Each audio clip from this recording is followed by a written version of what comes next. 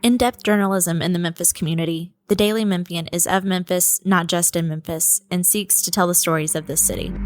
TheDailyMemphian.com. Truth in place. Production funding for Behind the Headlines is made possible in part by the WKNO Production Fund, the WKNO Endowment Fund, and by viewers like you. Thank you. Republican candidate for county mayor John DeBerry tonight on Behind the Headlines.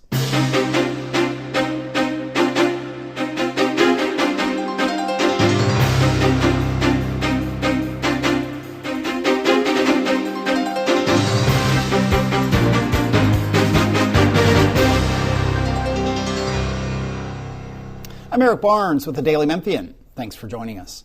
I'm joined tonight by John DeBerry. He's the Republican candidate for county mayor. Thank you for being here. Thanks for having me. Absolutely. Along with Bill Dries, reporter with the Daily Memphian. Before we get to talking to John DeBerry here, I'll remind everyone that the county general, which is this election, and the federal and state primaries are August 6th. Early voting actually starts mid-July. We'll have Mikkel Lowry, the Democratic candidate for county mayor, on the show. I believe it's on June 26th. We had him scheduled last week. There's a little bit of a mix-up. All good. We'll get to Mikkel Lowry soon. We also have the Democratic candidate for county sheriff, Anthony Buckner, coming up. I believe that's next week, June 4. And then we're still reaching out to Brad Less, the Republican candidate. And we'll be doing lots of coverage of the elections and dates and so on. Bill and others on the Daily Memphian team, and I'm sure we'll be doing more here as we move towards that county general and federal and state primary. That's also the redistricting primary, so lots going on there. But again, John DeBerry, thank you for being here. Thanks for having me. Absolutely. We'll start with 26 years, I think, in the state house as a Democrat. I want to get to a point of talking about the things you did, your priorities when you were in the state house that time, but you're running as a Republican this time. And I guess my first question would be, over the time you were in the state house as a Democrat in your life in politics, did the party change? Did you change? How did you end up now as a Republican in this race? Well, that's a good question. I think I'm glad to ask, because it makes me succinctly think about the answer to that as to who changed. One of the things I do know, as a matter of fact, is I did not change from my core beliefs. Those core beliefs were placed before the people in District 90. When I ran in 1995, I won and was sworn in 1995. They knew where I stood on all of these issues. They understood where I was on the issue of life, where I was on the issue of parents' education. I work with the teachers. I think that the 26 years that I served in the Tennessee House of Representatives, I served on the Education Committee for many of those years. I served as the chair of Children and Family, that rewrote many of the laws that deal with custody, that deal with child abuse, that deal with family issues. I shepherded those along with people like Curtis Person and others. He and I, as a matter of fact, our legislation that we sponsored created the Department of Children Services. So to answer your question, I think that as a Democrat, I served the people of my district. They were pleased with my service. They elected me 13 times. I never lost an election as a Democrat. And I think that somewhere along the line, the party priorities changed. I was not given a vote in those priorities. I was not given a vote in those changes. It just happened one day. I was told I was not a Democrat anymore. And but my core beliefs and principles have not changed. One more for me, and then we'll get to Bill. And briefly, and then we'll dig into the issues and so on. But your agenda as a Republican and the way you want to distinguish yourself from the Democratic candidate, Mikkel Lowry, what are those key points? And then we'll dig into all of them. I think that basically we're talking about two two gentlemen, two very fine men. I knew Mikhail's father, a fine man also. So it's not a matter of whether or not either of us are bad people. I think that what distinguishes me is maturity, judgment, and experience. I served 26 years, as you said, in the Tennessee House of Representatives. So I worked on the legislative side. I received accolades from the DAs, from the sheriff departments, from the police departments, from various education groups, from the Junior League. I've got all types of plaques that said that I served the people that I represented at that time.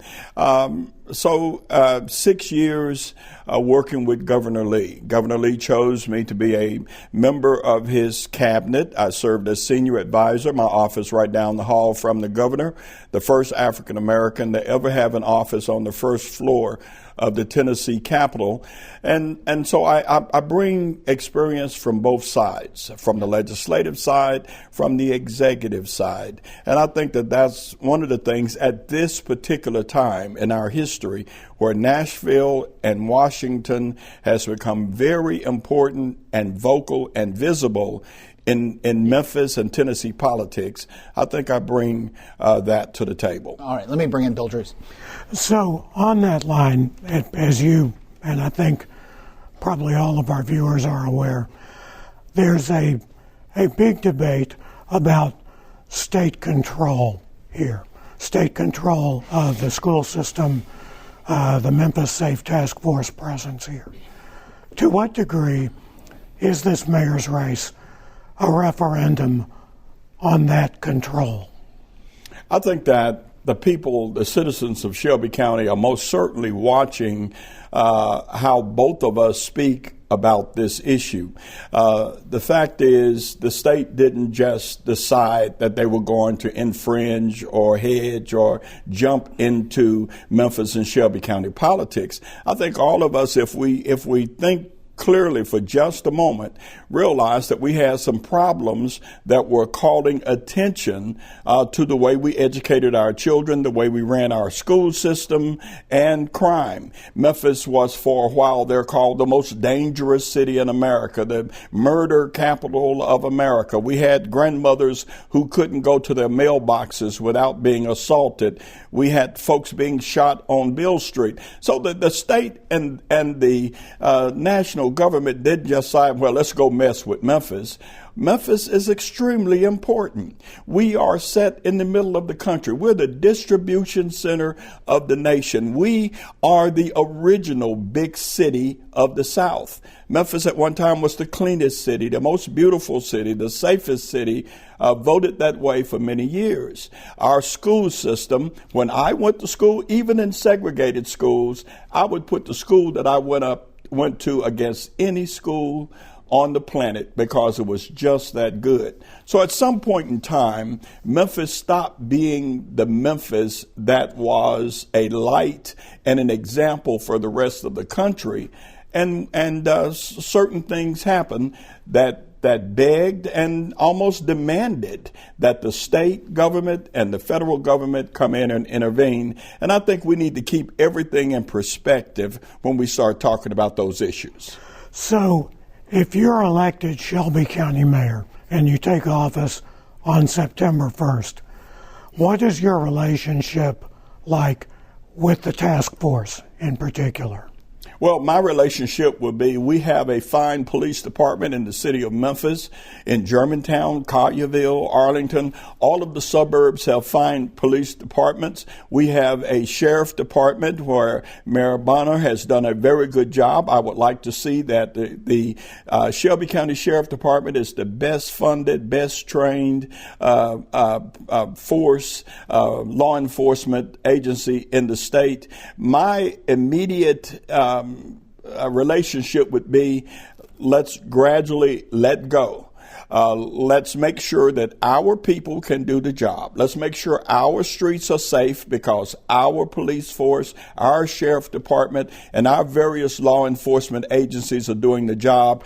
And let the National Guard go home. I think they've done a good job. Allow the feds, other federal agencies to go home. Allow the state troopers to come to a manageable group. Governor Lee has been very good and attentive toward helping to get us to where we can feel safe in Shelby County. If they've done their job, let's let them go and then turn the responsibility over to our local law enforcement agencies. And that's what I will work on from day one. How much do you think of the fight against crime was a matter of the feds being here and was a matter of local policies on the city side without the feds? Because crime had already dropped by 20% when the task force rolled in here. I think here again, perception is reality. And when you have a city like Memphis and a county like Shelby County that has so much to offer the whole country, I think we forget sometimes that the state of Tennessee has been voted over and over and over as the best managed state in the country. So, and Memphis sets at Tennessee sets at the heart of that. So I think that when we got to weigh it out and balance it. I think that a certain amount of intervention was absolutely needed. But now that intervention has been successful, that our police director in Memphis and the sheriff in Shelby County have adjusted and added people to the force, changed the training, gone to the community to have community input, I think that we just need to let it go its course and go back to normal policing. Lots of different opinions about the task force, but a lot of elected officials in Memphis of whatever party have been supported by and large of Tennessee Highway Patrol and a lot of the federal parts of it in terms of, especially where it's focused on violent crime, drug crimes, all the people with felonies out, who skipped out on their warrants and so on.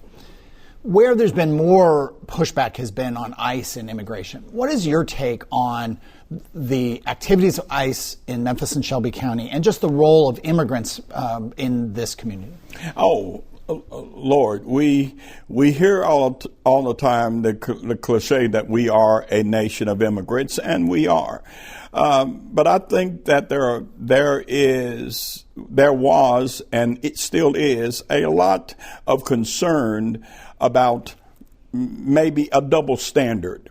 A standard to where if an African American man or a European American or white American person or someone else, if we commit a crime, there's a certain way that we are handled and a certain way that we are adjudicated into the system. If I'm driving without my license, if I'm driving without insurance, if I am driving without a tag on my car, I'm going to be arrested and taken downtown.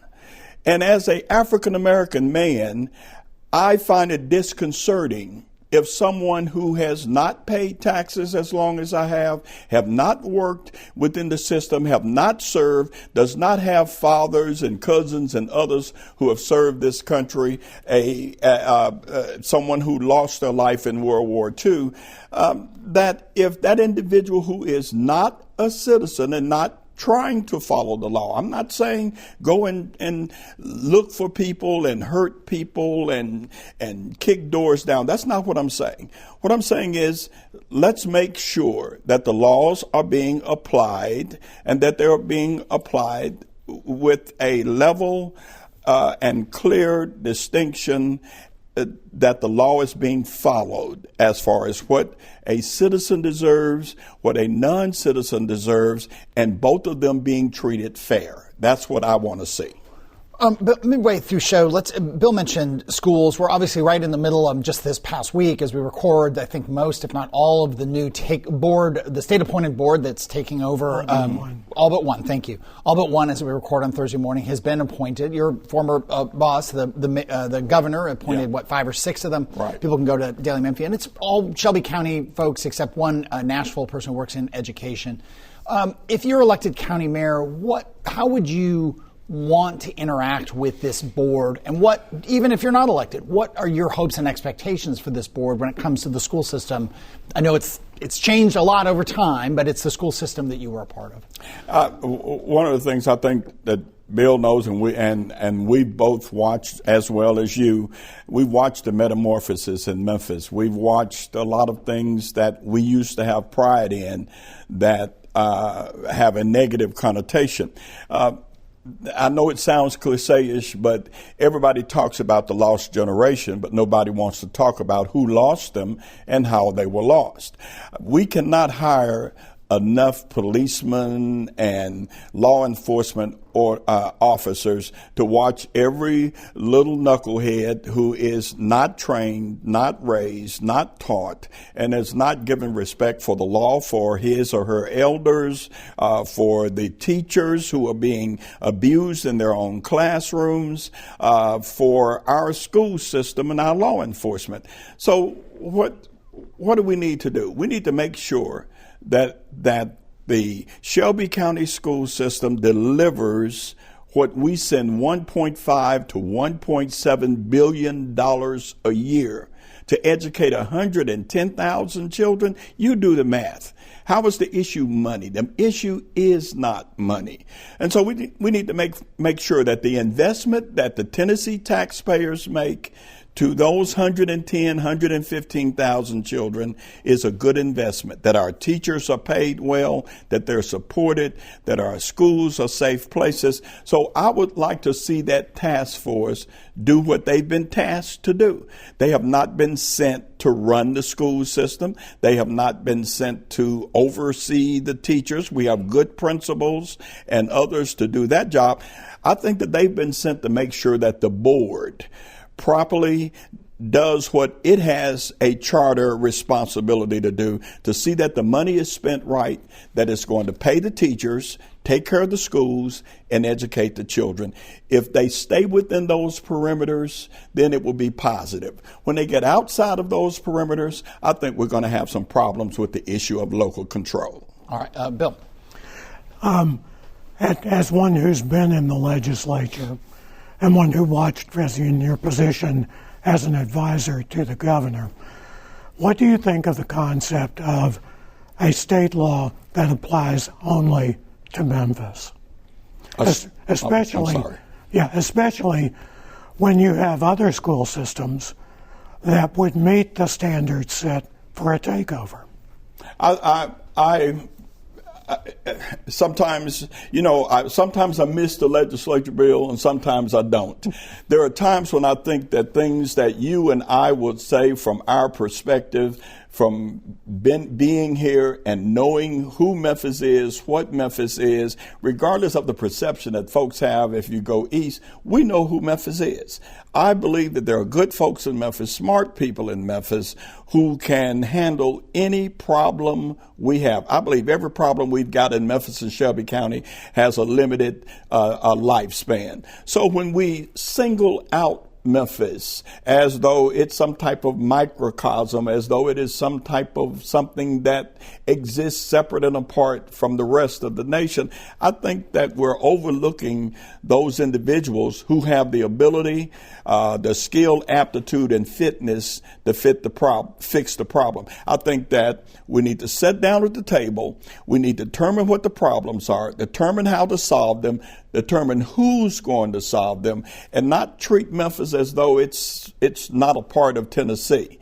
I have never liked that attitude. I don't think that was the governor's intent. I don't think that was many of my former colleagues' intent. But here again, somebody's got to stand up and say it in such a way that they can build a consensus so that people can see who Memphis really is, what Shelby County really is, and build the type of goodwill that we're going to have going to the future. So as county mayor, your role is limited. There is an elected school board. Now there's this body. If there are differences, do you wade in as county mayor and try to set things right between the group that's just been appointed and the school board? And do you have the authority to do that? I think a lot of us forget that there have only been, 7 or 8 county mayors. Mm-hmm. It's a relatively new position, and it was created for just what you're saying. It was created to build a bridge between other independent agencies like the sheriff department, the school, the assessor, the trustee. All of them are independent agencies, but the county mayor has a tremendous amount of influence that I do not believe has been properly used in order to bring us together as a county and as a people. We're too divided, black and white, Republican, Democrat, urban, suburban, city. There's too much division, and the county mayor has the authority and the power and the influence to bring people together so that our problems stay in Memphis and Shelby County and not land on the governor's desk or the president's desk. And that's something that I absolutely will do. I love Memphis. I love Shelby County. And I don't want to see us embarrassed any longer. Okay. Let's talk about the election, the drive to Election Day. The last 2 editions of this election cycle, the Democrats swept every countywide office. Mm-hmm. In the 2 cycles before that, the Republicans swept those elections. What's going to happen this time around? Is one party going to sweep it? Well, I think that it's competitive, and that's the way it should be. It shouldn't be, well, this is a red county or a blue county or a red state. I think it should, when we lose that competitiveness to where folks are listening to concepts and ideas, where, as Dr. King said in 1963, where we're judged by the color of our skin and not the content of our character, or we're judged by an R or a D and not the content of our character, I think we lose something as Americans. I think that what we've got to do is keep it competitive. Listen to the person, listen to the ideas, and make a decision based upon whether or not you actually believe that that person is going to keep their word, that they're going to solve the problem, not, well, I'm just going to push the D or I'm going to push the R. And I think that's one of the reasons why we're in the mess we're in right now, because of doing that. Is some of the reaction to the Republican column and the Democratic column, is some of that reaction a reaction to President Trump? Oh, of course it is. Of course it is. President Trump is his own man. He is an individual. He is unique. We can argue that whether or not he's good for the world stage or the national stage. I'm not into all of that. When I had an opportunity during his first term with Betsy DeVos being the Secretary of Education, because I was so well known already as a Democrat in the issue of education, I was invited to be part of a roundtable discussion with other Democrats from around the country to talk about education. Past that, I don't have any communications with the President of the United States, and he doesn't have any with me. He's not running for county mayor. He's not running for governor. He's running the country, and folks can judge him on how well he's running the country. What I want folks to do is concentrate on John DeBerry and concentrate on what I've done for the last 30 years, the way I've carried myself. I've kept my word. I've fought. I've brought nothing but integrity and goodwill back home from my service. And I just want people to look at me for me. With just a couple minutes left, you talked about singling Memphis out, and you talked about voting for the person based on what they stand for. you're not involved with this, but you've been in politics in Memphis and Tennessee for a long time. Your take on redistricting is, this changes a lot in terms of the way Memphis Shelby County is represented at the federal level. There's a very good chance that none of the representatives of the 3 districts that now subdivide Memphis and Shelby County will live in Memphis, let alone even in Shelby County. Your take?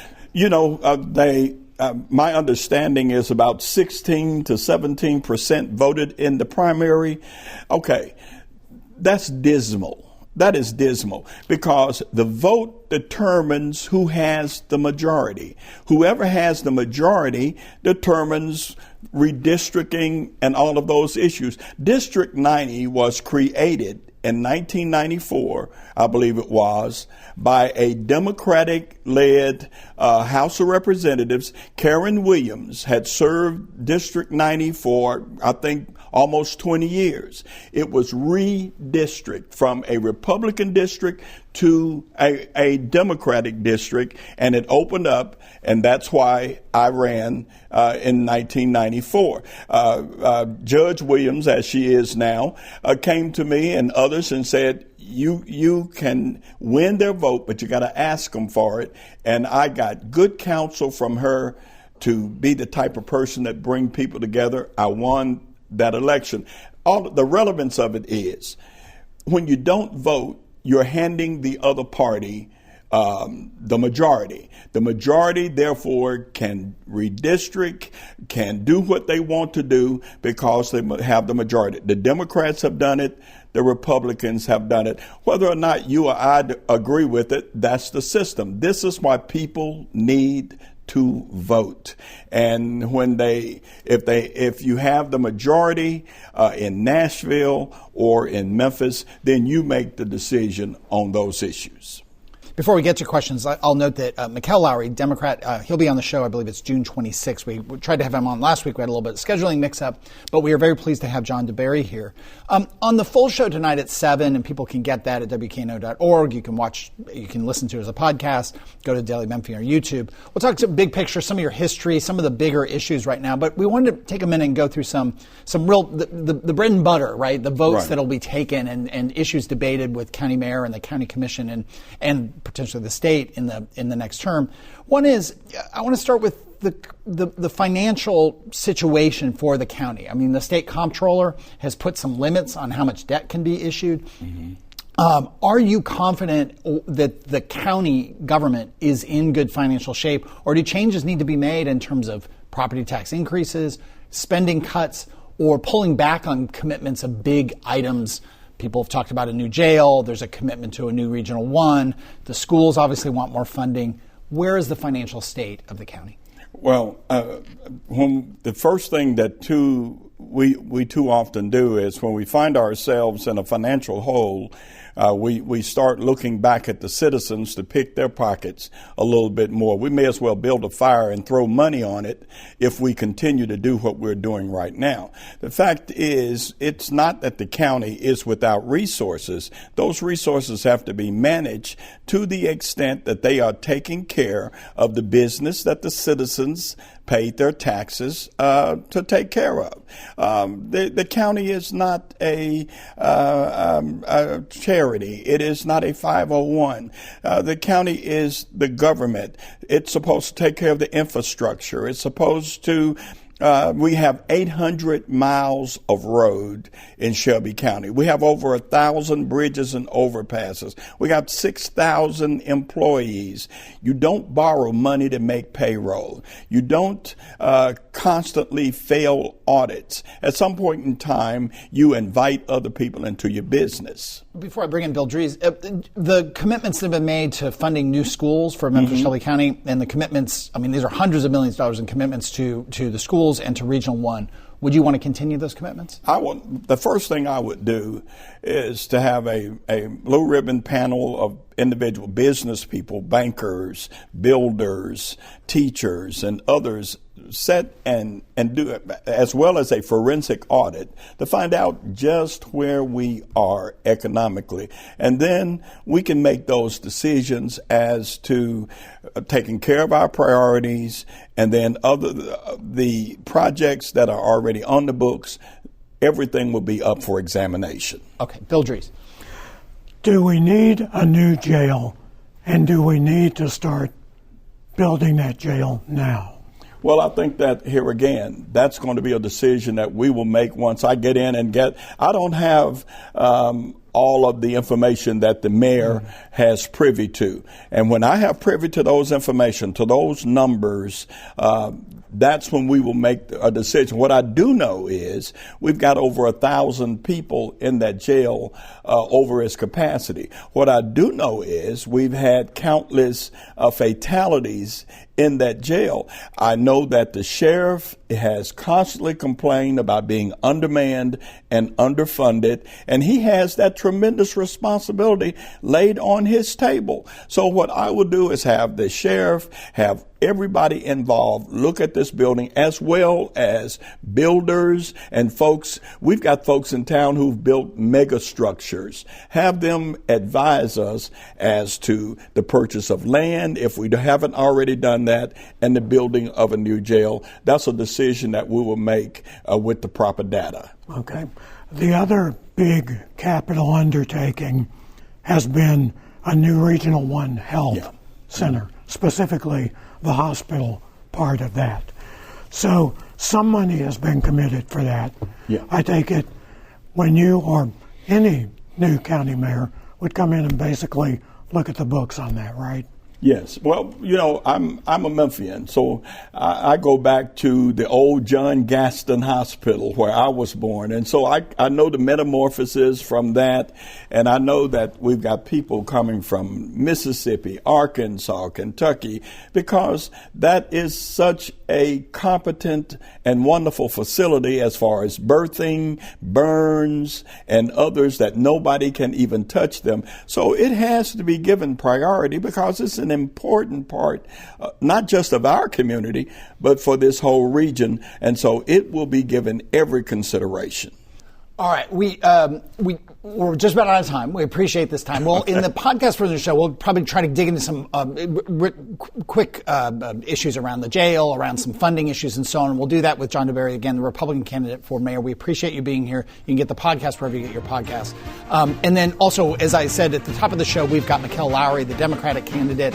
He's coming up June 26th, so we'll have him on then. Thanks very much, and we'll see you next week.